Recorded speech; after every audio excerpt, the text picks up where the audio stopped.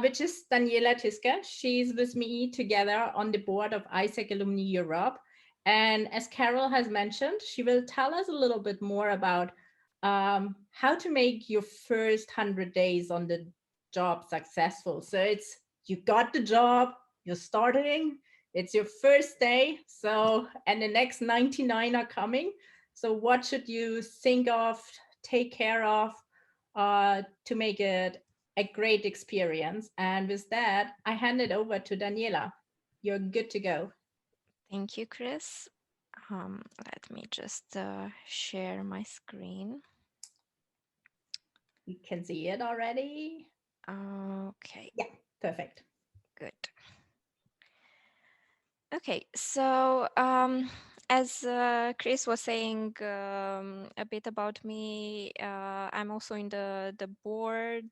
I'm supporting the part of HR and knowledge management, and as a career experience, I've been working in HR and recruitment throughout my career. So we're going to talk about the 100 days, for a new career start for yourselves. And as you probably have wondered, is there a magic formula for it? Unfortunately, there is no such magic formula. There are many tips and advices on how to approach your first job, and some of them might apply to you, some might not. It is just a thing of going through, let's say, recommendations and see what works for each of us. And some of the tips that I have chosen to talk about today are starting with the application. Make sure you have a plan. Include socializing as a strategy. Look into development opportunities. Uh, be self-reflective and assertive within everything that you do. So, okay. In terms of start with the application, before moving to the actual application for a job, I'm just wondering how many of you really know yourselves very well. And I would suggest if you're at the first job in your career, or you're in a transition of switching to another field, to just do some of the personality or skills tests available online.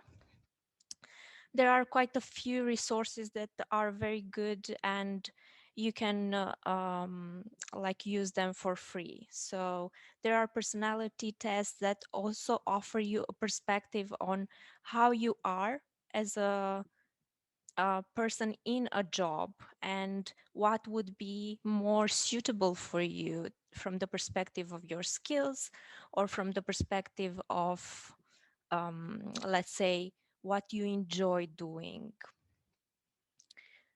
Okay, and um, moving forward in the application, Carolina was touching a bit on this. In terms of the interview, this is like mutual evaluation. So whenever you go and apply for a job, it's not just that the interviewer is evaluating you, you are also evaluating the company and the job in itself. So make sure you address your questions, especially in a context of interview, and see if they are meeting your expectations and needs. If we're talking about planning as a tip, it's very important to be organized. Sometimes in let's say, the hassle of trying to prove ourselves on the first job, we forget about the things that need to be scheduled, and we're tending to say yes to many things without actually addressing it against a schedule. So, whenever you receive a new task, make sure to um, put it in your schedule to make sure you can deliver on time. Um, in terms of reviewing your schedule, this is good to be done on a daily or at least weekly basis for the following day or following week. And that would allow you basically to make sure that everything that is handed to you to resolve will have the proper time allocation. Some more specific tips here would be to set uh, blocks in your calendar for specific tasks, and also use sorry, buffers and extra time in your calendar to prevent unexpected events, or to, let's say, address any extra work that was not initially um, concise in the request. And one thing to take into consideration is that in any job, you're going to deal with ambiguity. Like, even though you go into a company, and you guys were mentioning about having, sorry, I'm losing my voice a bit, having um, like precise tasks, or um, going for large companies. Even there, like, you would have to deal uh, with single tasks on one. The process is the process, but there can be variations to anything. So it's a good thing to have like a broad perspective of um, anything that goes into your schedule. Okay, moving to like coffee chats and socializing. This is a good way in which you can show your team and the stakeholders also your interests. You don't have to always connect with them only on specific tasks. You can also have like 10 minutes during the day to socialize and to build the relationships, and to go beyond the small talk. That's why that's the way you can like present your interests, and make sure that you would have like a personal brand propagation within those people, within the team, or between the stakeholders. If they would have a project of your interest, they might just think of you based on the discussions you had over coffee.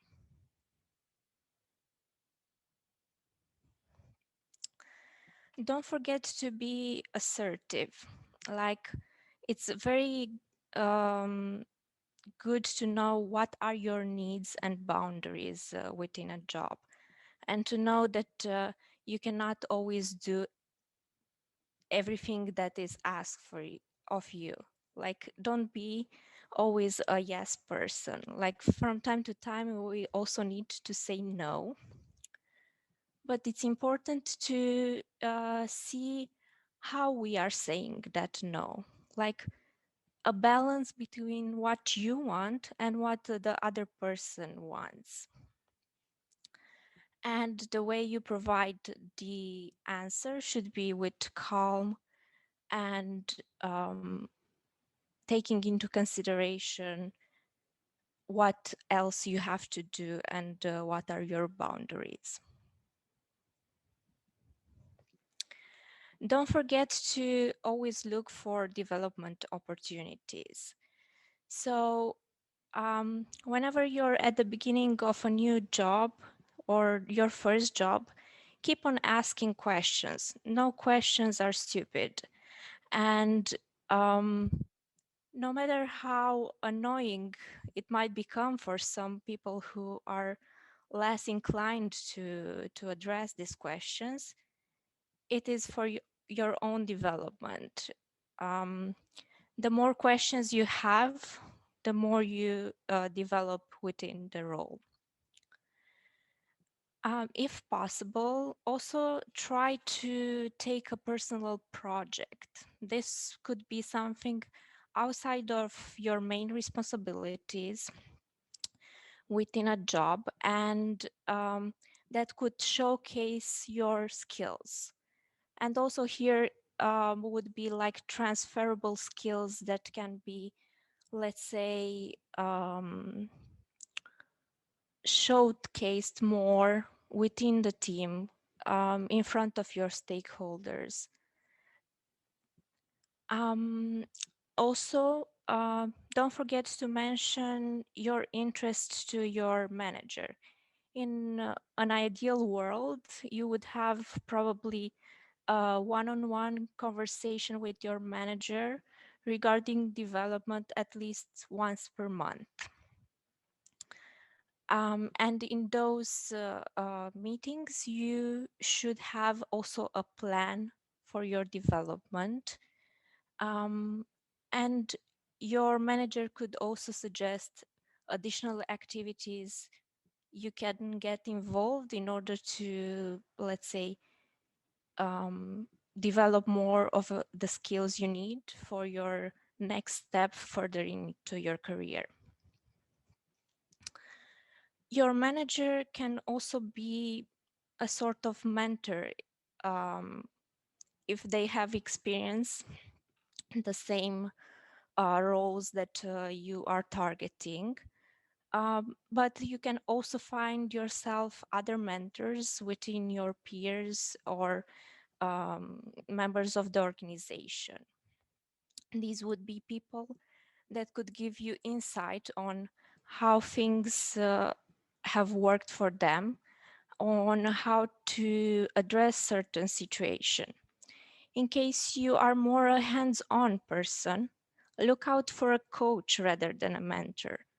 A coach would be a person that would address you the right questions or make you address yourself the right questions in order to get to the result in the way it's best for yourself. And one thing to keep in mind is always to do more of what works for you. Like in terms of your strengths, build up on them. Instead of focusing on maybe developing minuses, go and develop the strengths, because if you build on your strengths, then basically um, the minuses diminish and they are not, let's say, so noticeable anymore. And try to use those first days into the job as a new perspective. Sometimes people, after a while, do the things they have, they use the same processes without considering what can be improved or why do they do those things. So for yourself, coming with a new fresh eye, this could be a really great point where you can develop new perspective and also put yourself on the map inside your team.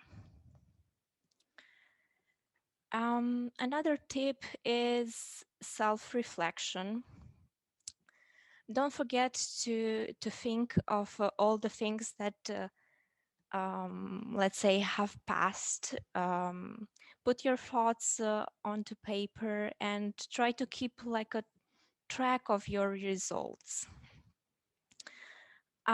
This could be very good for yourself in order to see your progress. And a quote here is, we do not learn from experience, we learn from reflecting on experiences.